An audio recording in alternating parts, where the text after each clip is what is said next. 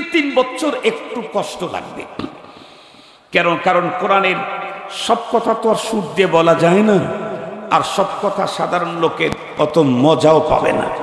তবে 3-4 বছর যদি চালাইতে পারেন তখন এমন মজা লাগবে যে এই তাফসীর আলোচনা ছাড়া আর অন্য আলোচনায় মজা লাগবে না। আমি আমার জীবনের একটা ছোট্ট ঘটনা আপনাদেরকে বলি, তারপরে আমি ওয়াজ শুরু করি। আমি তো পুরাতন মানুষ, 5-10 মিনিট বেশি করে নেওয়ার অধিকার আমার আছে। তো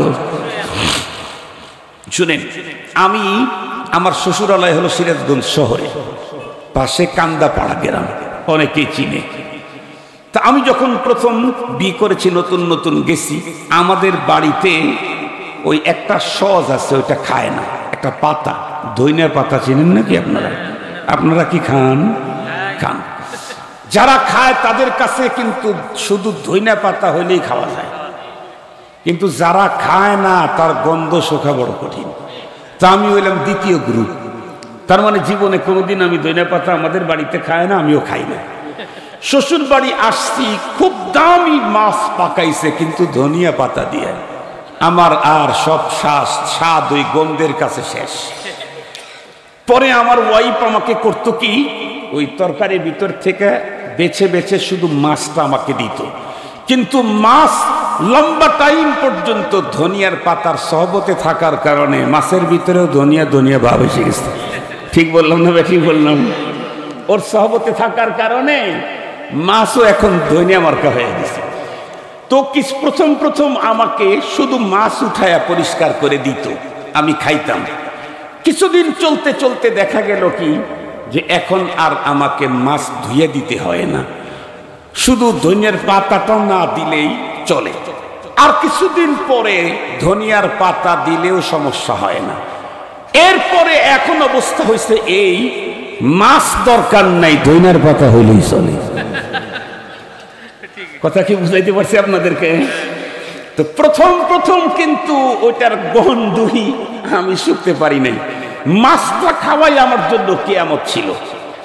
ঠিক তদ্রূপ কোরআনে পাকের ওইভাবে তাফসীর শুনতে আমরা অভ্যস্ত নই। আমরা তো কোরআনের শুধু ওই আয়াতের তাফসীর শুনি যে আয়াতের মধ্যে ঘটনা প্রবাহ আছে, কিন্তু যে আয়াতে রব আমাকে অর্ডার করেছেন, যেটা আমাকে মানতে হবে ফরজ, যা না মানলে আমাকে পরপারে জাহান্নামের আগুনে পুড়তে হবে, এটা আমি শুনতে রাজি নেই। আমি কোরআনের ওই অংশ শুনতে চাই যেখানে অতীত জামানার গল্প আছে, কোরআন শরীফের মধ্যে আছে, ঘটনা প্রবাহ আছে, অনেক কিছু আছে, এগুলি জানতে চাই, শুনতে চাই। অথচ এগুলি যদি আমি না শুনি, তাতে আল্লাহর আদালতে আমাকে জবাবদিহি করতে হবে না? কিন্তু রব যেটা অর্ডার করেছেন এটা যদি আমি না মানি, তাহলে আমার পরপারে মুক্তির কোনো পথ নেই। খুব ভালো করে বুঝবেন কথাগুলি। এ কারণেই ইনশাআল্লাহ আগামী বছর থেকে আপনারা ধারাবাহিক তাফসীর শুরু করেন। আল্লাহ তাআলা যেন আপনাদের সকলের নেক হায়াত বাড়ায়া দেয়, এই মাঠে 30 পারা কোরআনের তাফসীর শুনে কবরে যেতে পারে। আল্লাহ আমাদের মুরব্বীদের হায়াত বাড়ায়া দিক, আল্লাহ আমাদের যুবকদের হায়াত বাড়ায়া দিক। মুহতারাম হাজিরিন, আমি এখন কোরআন শরীফ থেকে অল্প কিছু অংশ পড়েছি। একেবারে প্রথম আয়াত যেটা পড়েছি, এটা সূরাতুল মায়েদার 3 নম্বর আয়াত। কিন্তু 3 নম্বর আয়াতের ভিতরে লাইন আছে মনে করেন 5-6টা। আমি 1 লাইন পড়েছি, আর 6-7টা থাকলে 6টাই পড়ি নেই। এত অল্প অংশ পড়েছি, কিন্তু অংশ অল্প হলে কি হবে, এটার দাম বড় অনেক, এটার মর্যাদা মহত্ব অনেক। কি পরিমাণ, একটা ঘটনা বললেই আপনাদের বুঝে আসবে। আমিরুল মুমিনিন হযরত ওমর ফারুক রাদিয়াল্লাহু তাআলা আনহু, নাম তো শুনছেন? আলহামদুলিল্লাহ। অনেক মুসলমান এমন আছে দাদার নাম মনে নাই, কিন্তু ওমর ফারুক রাদিয়াল্লাহু তাআলা আনহুর নাম ভুলে নাই। ঠিক বললাম না? ঠিক বললাম? কোনো বাচ্চাকে যদি জিজ্ঞেস করা যায়, ও জন্মের আগে ওর দাদা মারা গেছে, এই বাচ্চারা যদি ডাকতে জিজ্ঞেস করেন, এই তোর দাদার নাম কি? আঙ্কেল একটু দাঁড়ান, আব্বার কাছ থেকে শুনে আসি। ঠিক বললাম না? ঠিক বললাম? বইলে বলবে, আঙ্কেল একটু দাঁড়ান, আব্বার কাছ থেকে শুনে আসি। কিন্তু মুসলমান হযরত ওমর ফারুক রাদিয়াল্লাহু তাআলা আনহুর নাম জানে।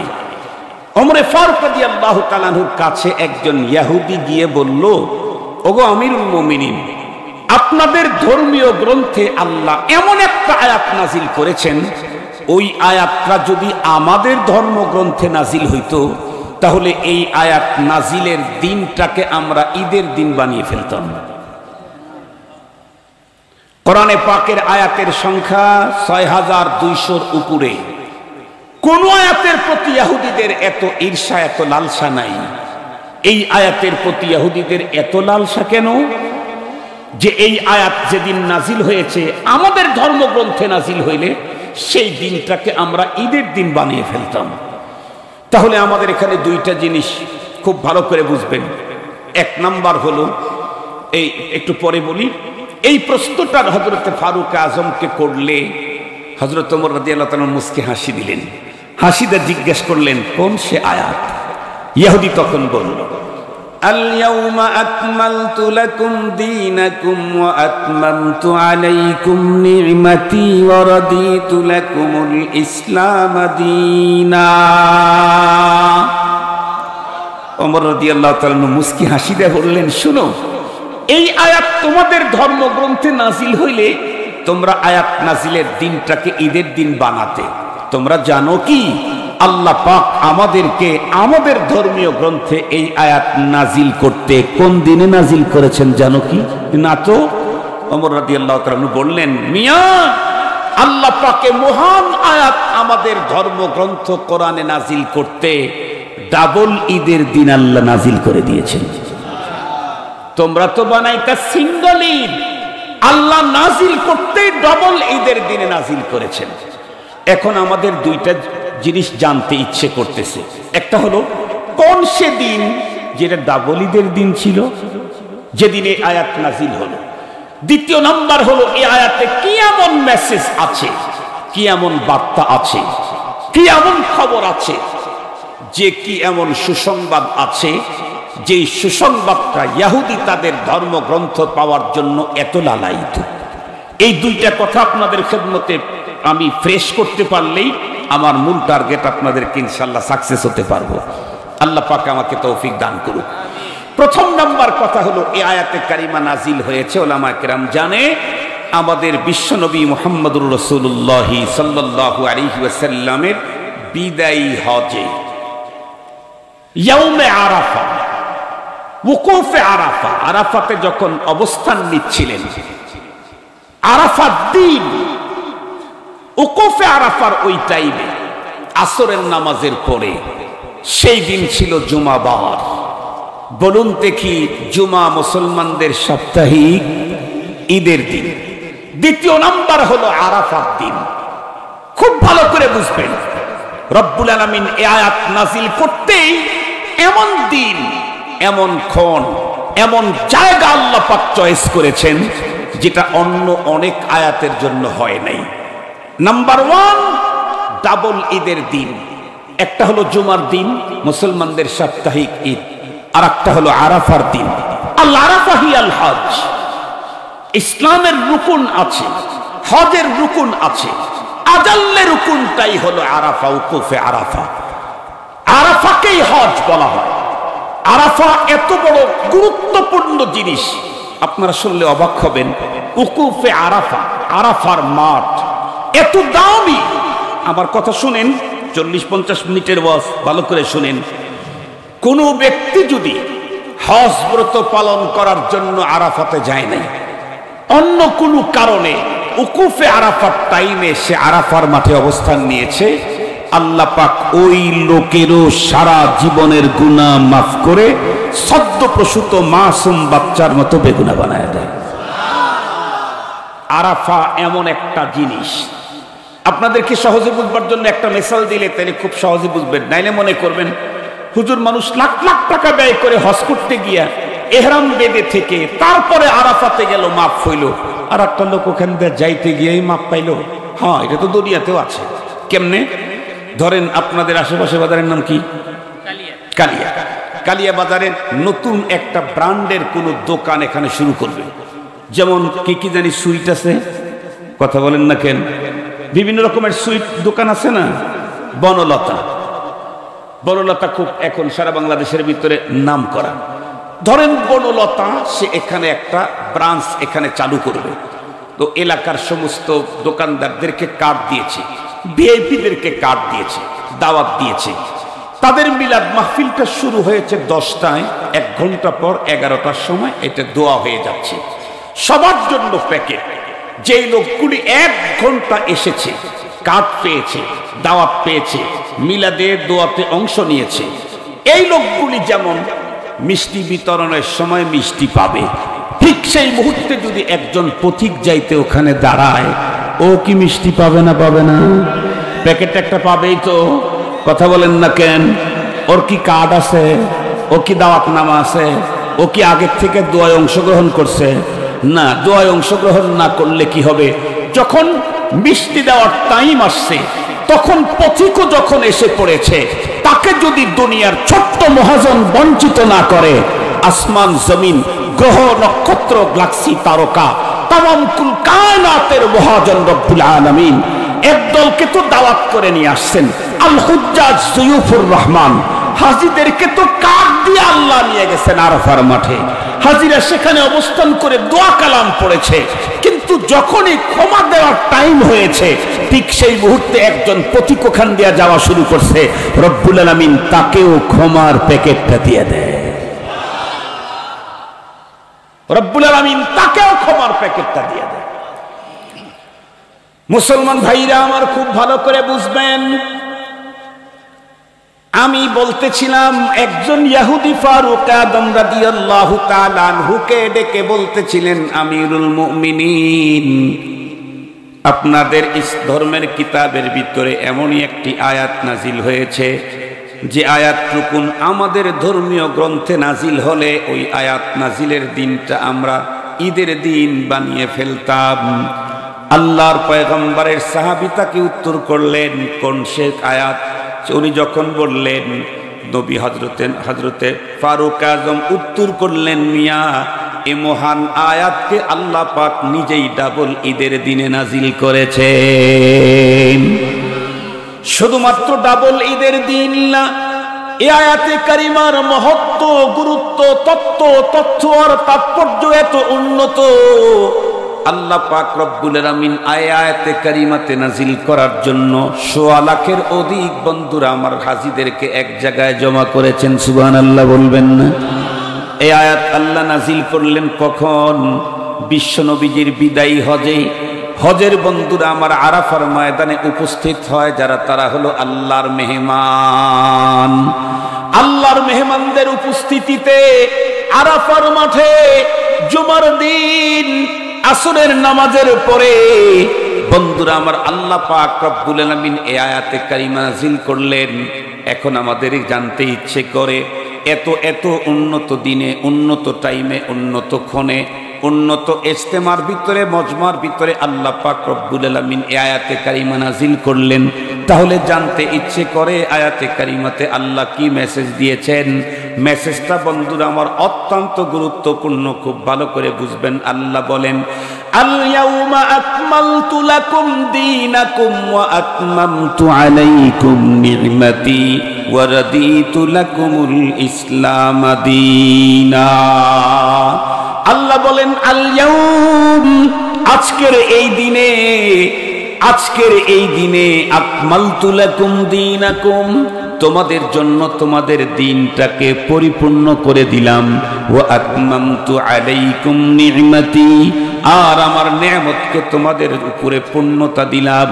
ওয়া রাদিতু লাকুমুল ইসলাম দীনা, তোমাদের জন্য দিন ইসলামকেই দিন হিসেবে মনোনীত করে দিলাম। সঙ্গত কারণেই ইসলাম ছাড়া অন্য কোনো ধর্মের মাধ্যমে পৃথিবীর কোনো একজন মানুষও পরকালে মুক্তির কোনো পথ খুঁজে পাবে না। আল্লাহ পাক রব্বুল আলামিন বিষয়টাকে আরো স্পষ্ট করার জন্য কোরআনে হাকিমের আরেক জায়গায় বললেন, ইন্নাদ-দীনা ইনদাল্লাহিল ইসলাম। আমরা অনেকেই শুনেছি, জানি এই পৃথিবীতে ৪,০০০-এর উপরে ধর্ম আছে। যত ধর্ম বলেন, আল্লাহ বলেন আমার কাছে একমাত্র ধর্ম হলো ইসলাম। বিষয়টাকে আরো স্পষ্ট করার জন্য আল্লাহ পাক আরো বলেন, ওয়ামান ইয়াবতাগি গায়রাল ইসলামি দীনা ফালাই ইউকবালা মিন, ইসলাম ছাড়া অন্য কোন ধর্ম যদি কেউ অবলম্বন করে, আল্লাহ বলেন কশিন কালেও তা গ্রহণ করা হবে না। এতটুকু পর্যন্ত কোরআনের আয়াতগুলি দিয়ে আমি একটা জিনিস আপনাদের হৃদয়ঙ্গম করাইতে চাচ্ছি, সেটি হলো আমাদের দেশে দিন যত গড়তেছে বুদ্ধিজীবীর সংখ্যা বাড়তেছে। কথা বলেন না কেন? আগের তুলনায় বুদ্ধিজীবী কমছে না বাড়ছে? সুশীল কমছে না বাড়ছে? আরো একটু জোরে বলেন না কেন? আমাদের দেশে সুশীল বাড়তেছে, দিন দিন সুশীল বুদ্ধিজীবী বাড়তেছে, গবেষক বাড়তেছে, তথ্যবিদেরা বাড়তেছে।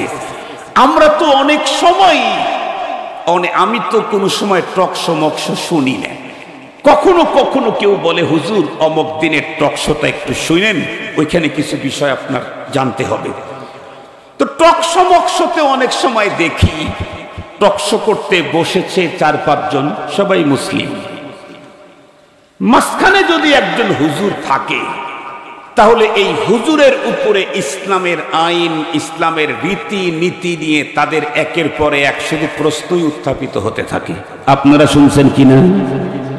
যেই টকশোতে কোনো মোল্লা থাকে, এই টকশোতে দেখবেন ইসলামের রীতি নীতি, কালচার, ইসলামের আইন, ইসলামের বিধান নিয়ে আমার দেশের বুদ্ধিজীবী সুশীলরা নানা রকমের প্রশ্ন ছুটতে থাকে। তার মানে বলতে থাকে, এটা তো বুঝে আসে না, এটা এমন কেন, ওইটা অমন কেন, এই জাতীয় প্রশ্ন করে না করে না?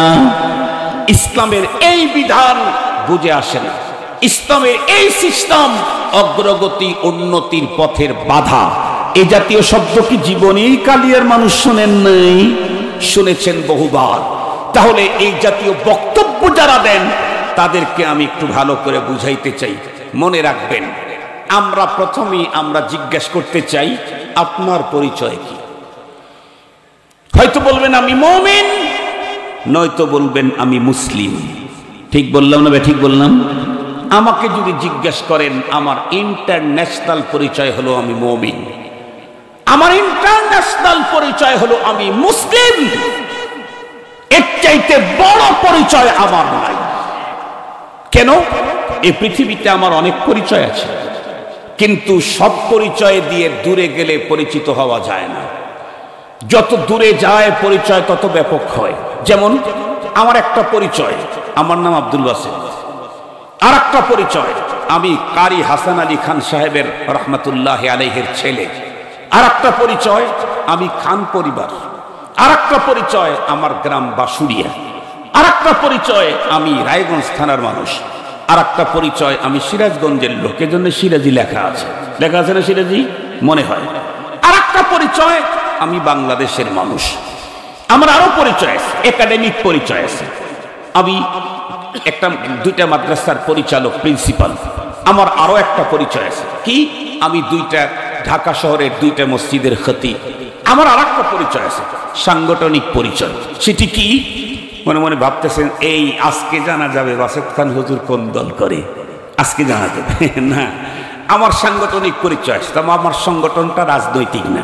সেটা হলো বাংলাদেশের কওমি অঙ্গনের বক্তাদের সবচেয়ে বড় প্ল্যাটফর্ম রাবেতাতুল ওয়াইজিন বাংলাদেশের আমি কেন্দ্রীয় চেয়ারম্যান। যেই রাবেতাকে বিগত সরকার জমের মতো ভয় করত, জম। এ কারণেই আমাদের উপরে সবচেয়ে বেশি টর্চারিং করেছে। তারা মনে করত রাবেতার মাধ্যমে বাংলাদেশে তারা আমাদের নেতৃত্ব কর্তৃত্বকে পাল্টায়া নতুন কোনো এক ক্ষমতায় নিয়ে আসবে। আমরা আসলে ওই কাজের জন্য রাবেতা করেছিলাম না। এটা ছিল তাদের একটা সিরিয়াস ভুল ধারণা করে আমাদের উপরে অনেক টর্চারিং করেছে। শেষ পর্যন্ত সেই ক্ষমতা ছাড়তেই হলো। কথা বলেন না কেন? তবে বাবার হাতে না, ছেলের হাতে। কথা বলেন না কি জন্য? বাবার হাতে ক্ষমতা ছাড়ছে না ছেলের হাতে? ছেলের হাতে, ওদিকে যেতে চাই না, আমার ওটা টার্গেট না।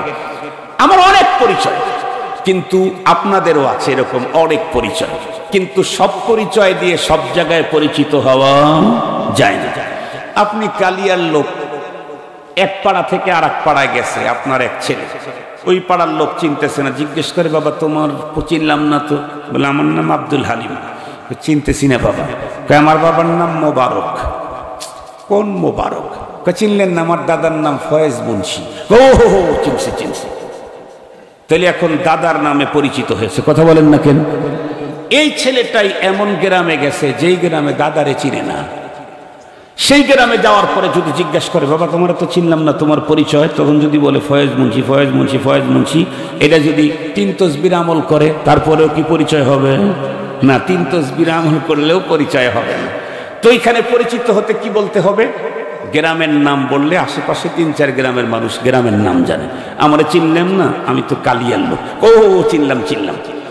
এই কালিয়ার লোক চেনে হলো আশেপাশের 10 গ্রাম। লোকটা চলে গেছে এখান থেকে ওই কি বলে ঘাটাইলের ওই পাশে। ঘাটাইলার এটা মনে হয় একই আসন নাকি 2 আসন, তো আর এক আসনের এলাকায় চলে গেছে। ওইখানে যাওয়ার পরে বলছে বাবা তোমার তো চিনলাম না, তোমার পরিচয়? যদি বলে কালিয়া, তাহলে কি বলবে? কথা বলেন না কেন? চিনবে কি? তাহলে কি বলতে হবে? থানার নাম বলতে হবে। আমার চিনলেন না, আমার তো সখীপুরে বাড়ি। এখন চিনলাম। এই ছেলেটাই যখন এখান থেকে রাজশাহীতে গেছে, যেখানকার লোক সখীপুরও চেনে না, যা যদি বলে বাবা তোমার পরিচয়, যদি বলে আমি ফয়েজ মুন্সি সাহেবের নাতি, হবে কি? যদি বলে কালিয়াবাড়ি, পরিচয় হবে কি? যদি বলে সখীপুর, হবে কি? কি বলতে হবে? টাঙ্গাইল। এই লোকটাই যখন এমন একেবারে চলে গেছে, তো গেছে মনে করেন টেকনাফ পার হয়ে শাহপরীর দ্বীপে গেছে, ওইটাও বাংলাদেশ। কোন পরীর দ্বীপ? শাহপরীর দ্বীপ, টেকনাফ শাহপরীর দ্বীপে গেছে। শাহপরীর দিকের লোকেরা তো টাঙ্গাইলও চেনে না। সেখানে যায় যদি বলে যে তোমার বাড়ি কোথায়, ও যদি বলে যে আমি ফয়েজ মুন্সি সাহেবের নাতি, তাহলে কাম শেষ, চিনবে না। গ্রাম, থানা, জেলা কি তখন বলতে হবে? বিভাগ। আপনারা ঢাকা বিভাগের না? বলে আমি তো ঢাকা বিভাগের। ও ঢাকা তো চিনি, ঠিক আছে চিনলাম। এই ছেলেটাই যখন এই দেশ থেকে মালয়েশিয়া গেছে, ইন্দোনেশিয়া গেছে, তখন কেউ জিজ্ঞাসা করছে ভাই তোমার পরিচয়, তখন যদি বলে সখীপুর, যদি বলে টাঙ্গাইল, কি বলতে হবে? আবার বলেন না কেন? বাংলাদেশ, আমি বাংলাদেশি। ও ঠিক আছে, বাঙালি। সৌদি আরবের লোকেরা বলে ও বাঙালি। আবার সৌদি আরবের লোকেরা টিটকারি করে কয় হাচিনা হাচিনা হাচিনা। আপনারা শুনছেন কি না? আমি তো আলহামদুলিল্লাহ প্রতি বছর যাওয়ার চেষ্টা করি। এই আঙ্গুল কেটে যাওয়ার পরে 2 বছর হয়ে যাওয়া হচ্ছে না। আপনাদের কাছে দোয়া চাই, আল্লাহ অল্প সময়ের মধ্যে যেন বাইতুল্লাহ লাব্বাইক বলার তৌফিক দান করে দেয়। আমার জিজ্ঞাসা হচ্ছে, পৃথিবীর যে কোনো কান্ট্রিতে গেলে যদি জিজ্ঞাসা করে ইয়োর কান্ট্রি, বাংলাদেশ, চিনবে। আমার জিজ্ঞাসা হলো এই মানুষটা তো একদিন এই জগৎ ছেড়ে আর একটা জগতে যাবে। কথা বলেন না কেন? যাবে না? গেছে না দাদা, বাবা গেছে না? এই জগৎ ছেড়ে যখন আর একটা জগতে ঢুকবে, তখন যদি জিজ্ঞেস করে তুমি কে, যদি বলে ফয়েজ মুন্সি সাহেবের নাতি, যদি বলে কালিয়াবাড়ি, যদি বলে সখীপুর, যদি বলে টাঙ্গাইল, যদি বলে বাংলাদেশি, কাজ হবে কি? সেইখানে পরিচয় দিতে হবে আমি মুমিন। কথা বলেন, সেখানে পরিচয় দিতে হবে কি? জিজ্ঞাসাই তো করবে মান রাব্বুকা ওয়া মা দীনুক ওয়া মান হাদার রাজুলুল্লাযী বুইসা ফীকুম। জিজ্ঞাসাই তো করবে এটা, জিজ্ঞাসাই তো করবে কোথায় থাকো তুমি, ডিস্ট্রিক্ট তোমার কোনটা, কান্ট্রি তোমার কোনটা, ভাষা তোমার কি, জিজ্ঞাসাই করবে না।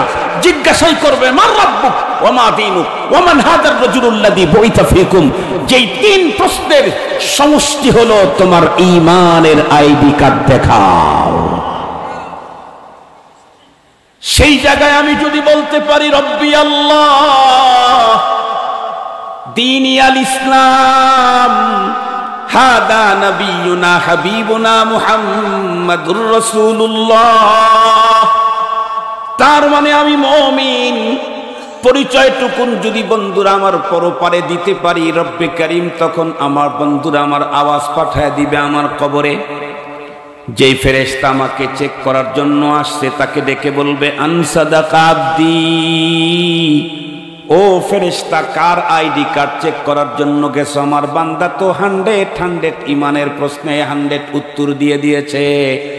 সঙ্গত কারণে আমি তোমাকে বলছি যে বান্দা ইমানের প্রশ্নে 100% উত্তর দিয়ে দিল, এই বান্দার শরীরের ভিতরে এখনো দুনিয়ার নরমাল কাফনের কাপড় কেন দেখি? আলবিসুহু মিনাল আফরিশ আলবিসুহু মিনাল জান্নাহ। এক্ষুনি তার শরীর থেকে দুনিয়ার নরমাল কাপড়গুলি তুমি খুলে নাও, বরং ওর শরীরের ভিতরে জান্নাতি কাপড় পরিয়ে দাও। মুসলমান খুব ভালো করে বুঝবেন, তাহলে ঈমান আমার সবচাইতে বড় পরিচয়। আমি মুমিন, ঈমান আমার সবচাইতে বড় ধন। এর চাইতে বড় সম্পদ পৃথিবীর কোনো মানুষের জন্য হইতেই পারে না, কখনোই হতে পারে না। কিন্তু মনে রাখতে হবে আল্লাহ পাক রব্বুল আলামিন এই পৃথিবীর যেই মানুষগুলি বলবে আমি মুমিন, এই পৃথিবীর যেই মানুষগুলি বলবে আমি মুসলিম, তাকে কিন্তু কিছু নিয়ম মানতেই হবে, না মানলে হবে না। কোন নিয়মে সে চলবে আল্লাহ নিজেই বলে দিলেন প্রথমে। খুব ভালো করে বুঝবেন ইমানদার আম্মা বন্ধুরা আমার, আল্লাহ পাক জানায় দিলেন তোমাকে যে দিন দিলাম, তুমি যে ইসলাম অর্জন করে মুসলিম হয়েছো, এই ইসলামকে আজকের দিনে তোমাকে কমপ্লিট করে দিলাম। আল-ইয়াওমা আকমালতু লাকুম দীনাকুম ওয়া আতমামতু আলাইকুম নি'মাতি ওয়া রাদিতু লাকুমুল ইসলাম দীনা। আজকের এই দিনে তোমাদের দিন তোমাদের জন্য পরিপূর্ণ করে দিলাম। সঙ্গত কারণে তুমি যদি বলো আমি মুমিন, তুমি যদি বলো আমি মুসলিম, তাহলে তোমার জীবনের শুরু থেকে শুরু করে মৃত্যুর পর পর্যন্ত কোনো জায়গায় কোনো অপশন, কোনো ফাংশন, কোনো দিক, কোনো সাইডে পৃথিবীর কারো কাছ থেকে কোনো তন্ত্র মন্ত্র নীতিমালা ধার করে আনার দরকার নাই। কারণ তোমাকে স্পষ্ট total complete code of life দান করে দিলাম আমি আল্লাহ। তোমার জন্মের আগ থেকে মৃত্যুর পর পর্যন্ত তোমার জীবনের যত অপশন, যত ফাংশন, যত দিক আসবে, সব জায়গাতে স্পষ্ট নীতিমালা আমি দিলাম। আর আজকের দিনে সেটাকে আকমালতু লাকুম পরিপূর্ণ করে দিলাম। যেহেতু পরিপূর্ণ হয়ে গেছে, সঙ্গত কারণে অন্য কারো কাছ থেকে কোনো নীতিমিতি ধার আনার প্রয়োজন নাই। দাদা বাবুদের কাছ থেকেও ধার আনা দরকার নাই। আবার ওই 7 সমুদ্র 13 নদীর পরে 18 ঘন্টা কি বলে বিমান পাড়ি দিয়ে আমেরিকার নীতিমালাও আমাদের দরকার নাই। কথা বলেন না কেন? কথা বলেন না কেন? কারণ আমাদের কাছে যে নীতি আছে, আমাদের কাছে যে তন্ত্র মন্ত্র আছে, এটা হলো রবের দেওয়া। আর তাম পৃথিবীর কাছে যে তন্ত্র মন্ত্র নীতি আছে, এগুলা হলো মানুষের মস্তিষ্ক প্রসূত নীতিমালা। বলুন তো দেখি, মানুষ তো দুনিয়াতে কত নীতি তৈরি করলো, আবার উল্টায় রাখলো, ওইটা দিয়ে কাজ হয় না। আবার আর একটা শুরু করে, ওইটা দিয়ে কাজ হয় না, বাদ দেয়। আবার আর একটা শুরু করে, সেটা দিয়ে কাজ হয় না। শেষ পর্যন্ত শেষ হয় কখন? আল্লাহর নীতির কাছে আত্মসমর্পণ করে যখন। তার আগ পর্যন্ত গবেষণা করবে, একদল গবেষণা করে বলবে যে এটা ঠিক আছে, আর একদল গবেষণা করে